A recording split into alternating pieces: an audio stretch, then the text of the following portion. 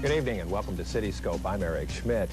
Tonight we're going to engage in some creative moments as we sit in our brand new loft, the new set of Cityscope and our new time period. Thank you for joining us. For the past 7 years, some of the most creative people in the worlds of film, television, advertising have gathered right here in Portland, Oregon for the Portland Creative Conference. It's become a world-recognized conference. One of the guiding lights behind that conference is with us tonight on Cityscope. He is Vinton, who for many years had the tag Portland Filmmaker attached to his name. He's the man behind the claymation animation, and if you don't know what that is, all I have to do is say California Raisins, and I think you'll know what I'm talking about. With Mr. Vinton to help us guide us through the Creative Conference this year, and what it means not only to the artists who participate in that conference, but to the state of Oregon as well, is David Woolson, who's the director of the Oregon Film and Video Office. Gentlemen, thanks for joining us. We really appreciate it. Great to be here. Will, when you put this together 7 years ago, did you think it would grow like Topsy and that you'd have close to 1,000 people coming up here clamoring to be a part of what has become a truly engaging event for the artistic community? Well, we knew that it was a pretty interesting idea. There really weren't any conferences that were focused on the creative spark behind creating film, television, anything, actually just the creative sort of vision. There were a lot of industry conferences and so on, and we wanted to do something to give both Portland a little bit of recognition, and we're not going to be the production center, after all, against Portland, New York and LA and so on. But we did have a kind of a unique base of creative advertising going on here with people like Wyden Kennedy and with Gus Van Sant, movie makers and animators, a lot of animation going on in the area. And it seemed appropriate to start to really focus on the creative spark, not only because of the activity that's happening around the area, but also because it's when you think about it, film, television, and so on. It's the creation behind the ideas, the people behind the scenes that are creating the things, rather than the movie stars, are really are kind of the focus of where all of this stuff comes from. How do you draw the line, though, between what's creative and what's just plain mechanical? Because there's an awful lot of that goes into the nuts and bolts of show business, if you will. That's a very good question, and it's sort of a tricky one, because what looks creative on the surface sometimes, isn't, and so on. We don't necessarily, we kind of let the speakers themselves that come to the conference, it's a very speaker-driven conference, find that division. What we find is that speakers are oftentimes, in order to even deal with something as maybe pompous in some ways as creativity. Right, yeah.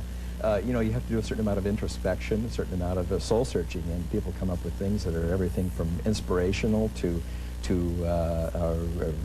religious to sort of just finding that source in their backgrounds that allowed them to do what they're able to do. But the significance of it, I think, is that it's really a conference that is about creativity, and it's for everybody. It's not just for filmmakers or media people or new media people. It's really a conference that above all is about inspiring the creative juices, getting the creative juices in everybody kind of going, flowing. The thing that's always intrigued me about it is that it is very speaker-driven, as you said, but at the basis of it is still the human being. It's still that one human who has to sit down and put something on a piece of paper that will then grow, will be created into something that we'll all view. That's exactly right. It really comes down so much to the individual person. We're dealing with film and television, multimedia, and all these things, partially because we're all, armchair critics, film, television, so on. We all have something to think about, and so we know these shows. We know about Home Improvement. So when we hear about the story, how Home Improvement was created by Charlie Hough, who's coming as a producer this year, we all have something to relate to, even though television may not be our thing, personally. Another part of it that intrigues me is not only the individual aspect, but there is so much, and I'm using this word in a good way, schmooze, the schmoozing that goes on at the conference, the networking. But that is, too, a big part of the genesis of the creative process is just people getting together and sparking each other into something good. Yeah. Well, we try to have a lot of fun in terms of just the meeting with people and some of the events that we have, the screenings, opportunities to sort of get together on this boat cruise that launches the thing. And all of that is about, you know, having a good time, which is also about the creative process as far as I'm concerned. Speaking of schmoozing, David, notice that segue. This is an opportunity for you as head of the video and film office here in Oregon to get to know some of the players who will come to this state, you hope, to do some of the production of this creative work that they have. But it's also an opportunity for you to kind of sell the state to other people, too. Oh, absolutely. I think that the Creative Conference is very important to Oregon in a lot of ways, aside from some of the things that Will has mentioned. The creative process, you know, it is ultimately a business, and that was your word, and it's very true, but behind it is this kind of black magic process called creativity. The thing that's very interesting is that... Black magic. We'll get into white magic. Okay. But the fact is that we have calls literally from around the country related to the conference. It's building in stature area, calls as far away as Florida, with people interested in coming to the conference. It is a great way to showcase Oregon to producers, directors coming into town. But I think the important thing is, too, is that it's not just Hollywood coming to shoot on location, which is part of what our job is, but there is a growing, thriving, permanently based film, video, multimedia community in Oregon, and it also is a good way to showcase from the inside out as well. This is a thriving community, but it still needs a lot of nurturing. It's still in its adolescence in many respects. It is, but it's I think the trend is going the right direction. When you look at, for example, of Oregon's own film and video industry that's permanently based here, companies such as Will's, there's a lot of very talented companies here. Last year, Oregon-based companies generated about $85 million into Oregon's economy. That has doubled over the last 5 years. So certainly the direction is going the right way. I'm going to talk about that direction when we return. We'll be back with David Woolson and Will Vinton and more on the Creative Conference right here on Cityscope after these words.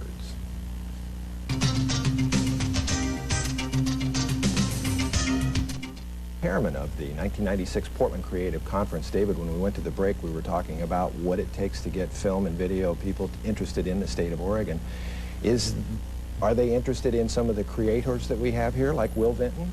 Oh, there's no question about it. There's a lot of things that go into in terms of our recruitment of film production into Oregon. One is obviously we have some fantastic locations and a lot of diversity in our locations. Also, there is a very talented crew base, technical crew base that people can use when they come in, as well as on-camera talent for shows.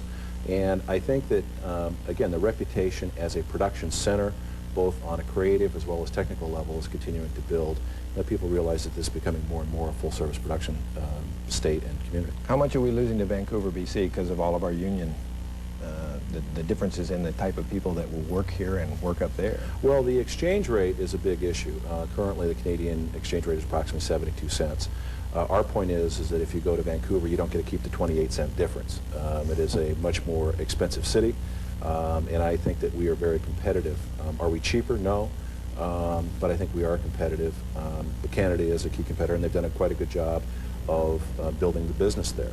People need to understand that it is an extremely competitive enterprise in terms of the recruitment of production. We compete with about 240 film commissions worldwide in terms of attracting production to the state, and it is a very fierce process.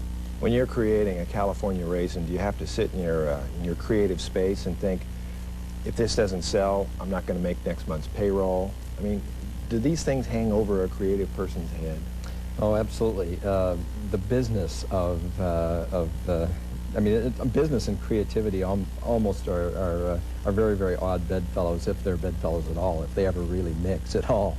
So I think it's a constant challenge for everybody who's trying to be creative. I think actually, frankly, I think the best way to do it for a creative person in the creative arts anyway is to make sure that you have business people that are smart about business around you, you know, to sort of protect and so on, that deal with that. And it's not that, the thing about it is what we're really sort of dealing with is creativity. Well, a deal can be a very creative thing, or a, you know, how to structure something, or business itself is a very creative thing.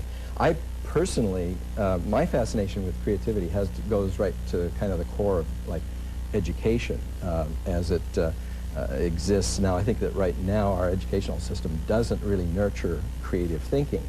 And in a way, what the Creative Conference is about, from my point of view, is bringing, sort of dealing in, trying to inspire people to sort of think and deal in that, the realm of creativity. It engages, the arts are great for for engaging the creative mind, the creative thinking process. But ultimately, that process, I think, can be used in any kind of endeavor, any kind of kind of work that you use. The business side of it is an important part, but it's a very creative part as well. One of my colleagues attended the Creative Conference a couple of years back, and we were talking about it over lunch one day, and he said something in the Performing Arts Center, which is a wonderful theater for being able to ask questions, and it's a very intimate environment. So you do have a chance within questions and answers sessions to debate a little bit. But the speakers are, one thing really nice about it is the speakers have traditionally stayed around the conference for the whole conference and are available to people to meet and talk to when you're in the hall over coffee. Yeah, and that's a great asset and a great addition to the conference itself. You have actors, you have writers, you have directors, you have producers, you have the whole gamut in the artists. We have Gary Larson is coming this year. A cartoonist. Who's a cartoonist. Yeah, so it's not strictly... Or a comedian if you look at his writing. Yeah, that's right. He's a brilliant talent. We're delighted to have him come because he's very hard. He's very one of these reclusive artists, but brilliant, and it would be great to have him there. And these are the people who are going to, in the future, spark the kinds of things that hopefully David will be able to sell later on. That's Does it exactly really matter where you are when you do this kind of stuff, though? You've picked Oregon as your base, but does it really, you could be in Indianapolis for that matter, couldn't you? That's right. In some ways, I mean, I picked Oregon, Portland as a base of our company, really for the lifestyle primarily. But related to that lifestyle is I actually believe that the issue that you brought up, business versus creativity and so on, we're a little bit outside of the hustle and bustle of the business that is Hollywood. And that, while it gives us a handicap in some ways in terms of, our marketing ourselves, it's an asset when it comes to original thinking. And I think that you find, in a place like this, you find a lot of people like writers, even from Hollywood, sort of getting out of there, trying to find a little different lifestyle, a little different way of being than in that rather intense environment that Hollywood represents, intense business environment. And I think that the communications, faxes, and email, and all those kinds of things have created a situation where you really can do very good work and very creative work virtually anywhere, out of your mountain cabin, for that matter. Boy, would I like to try that. I think that the distance is going to become less meaningful as well as telecommunications continues to roll out, where you can moving images over broadband lines, that it is going to make the 1,000 miles difference between here and Hollywood less meaningful.